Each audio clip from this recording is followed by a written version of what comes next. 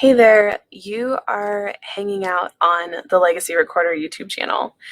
This video is going to be about 4 resources to check out, use, implement, review when death happens. Now, this could be someone that has died that's close to you and you need help, or it may be that someone you love is going through their own grief journey and they need some support and you are like, I don't know what to do. I totally get it. That's why here at the Legacy Recorder, we talk about death, dying, and grief in a not fun-loving, but in a way that is holistic and looks at the whole person and the whole experience and says, okay, this really sucks. Death really sucks. And here's how we can move through it together and be supportive and be present and loving in a time when many people want to just shut people out, shove them away, and that's totally understandable.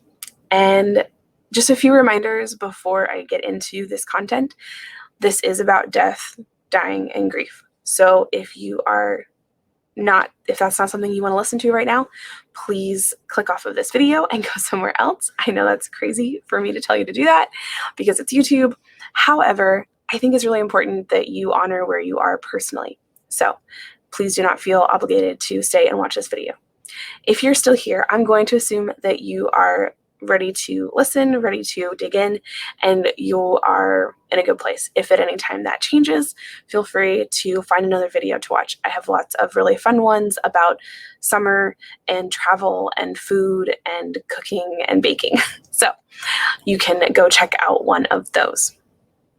Now, for our journey today, I'm actually going to I'm going to screen share and I'm going to use a blog post that I've already written because I have found that I do better if I write the article and then do the video instead of doing the video and then writing the article. So little background pieces that, no one ever really needs to know, but I'm going to tell you anyways because I can.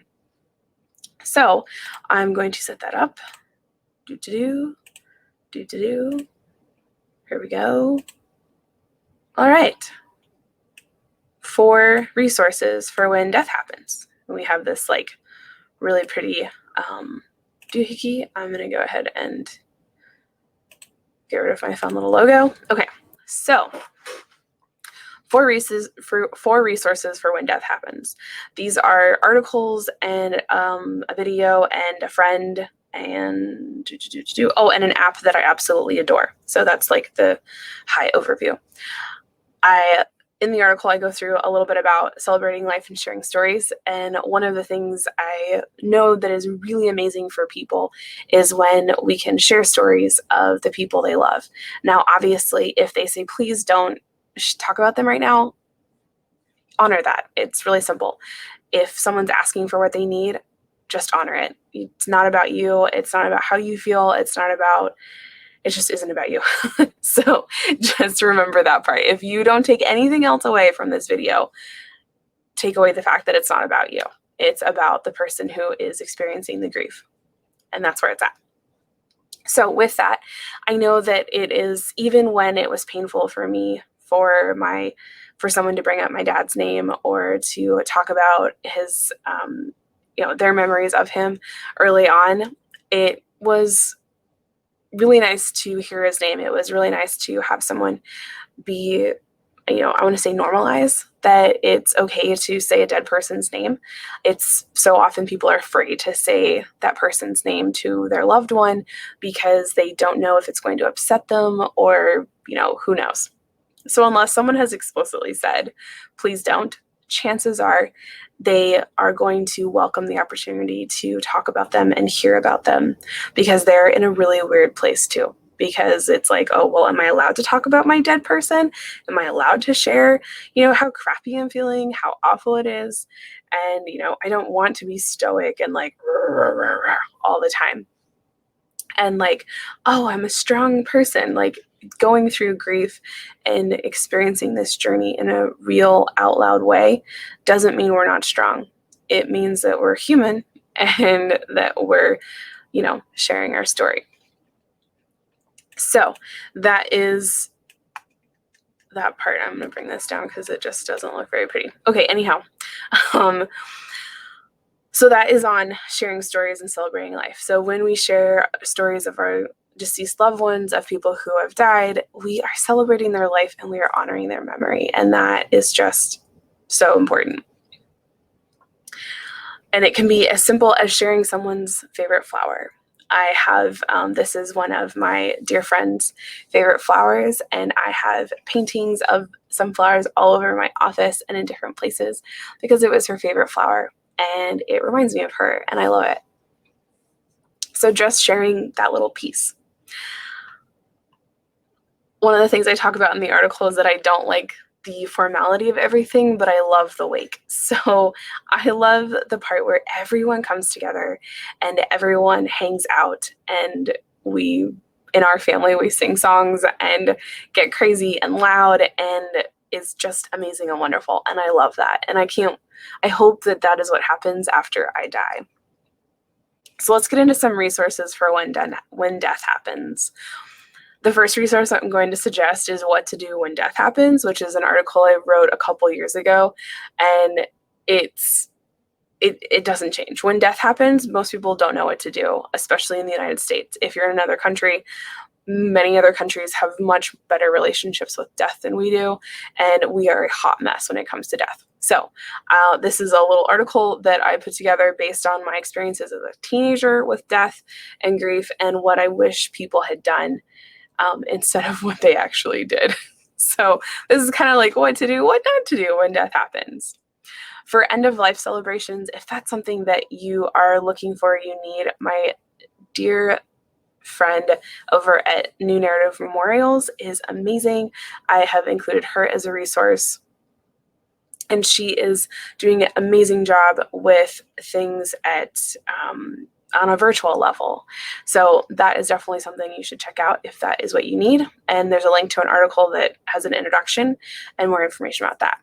The app I mentioned is called Good Grief. Now, no one's paying me to say this. This is not a sponsored post or a sponsored video, but the Good Grief app is a resource for loss and grief. It is amazing. So basically I like to call it a sorting hat, which is how I talk about it in the full review and walkthrough, it's a sorting hat for people who have experienced grief. So it asks specific demographic questions that gets an idea of what you need, who you lost, what the relationship was like. Were you married? Was it your child? And then it takes your answers and it actually matches you up with other people. It'll put you in like a pool of people everyone in that pool has something similar to your grief journey. So it might be someone else who lives in the Midwest and has lost a child and is, a widow or still married.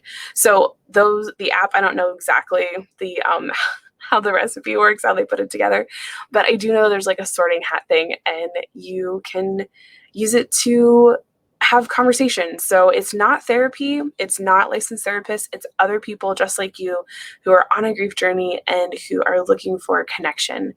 Oftentimes, at least for me when I was a teenager, there was not a grief support group for 18-year-olds with a baby who had lost a parent. And that just wasn't a thing. And, however many years ago, I think there are maybe more things like that now in the US, but definitely not where I was living at that time. So this app would have been something that would have been amazing for me at that time, because I might have been able to connect with another teen who maybe had a baby and had lost a parent. That chance is probably pretty slim, but you never know. So that is what that resource is. And you need to go check it out. I don't know what pricing is anymore. I know once upon a time it was free when it was in beta, but I have no idea where they're at now on pricing. So the last resource I want to share with you is a legacy letter or an ethical will. So this is something that I stumbled upon as I was doing some research for something else, and a writer talks about legacy letters and ethical wills and how that can be left in such a way for the people who come after us. And highly encourage you to go check out her article. It's really cool. It's called What Kind of Legacy Are You Leaving? And those are the ends of the resources. Bottom line, ready, Letty? In the end, everything is simple. It doesn't matter what we do. It doesn't matter. We can't keep it from happening. Like, we are all going to die. It's inevitable. And it's all about what we do with those moments before we die, in my personal opinion. So that was really blunt. If you like more of my bluntness, you should go check out some of the other videos that are running around. I will have a suggestion of a video that would be good to follow up with this one. And I'm so glad you hung out with me for this long. I sincerely appreciate that you took the time to watch this video. I know you have lots of other amazing things you could be doing. So go check out the next video that I've suggested for you. It's going to be amazing. And I hope that you have a beautiful, wonderful day. And until we talk again, happy writing.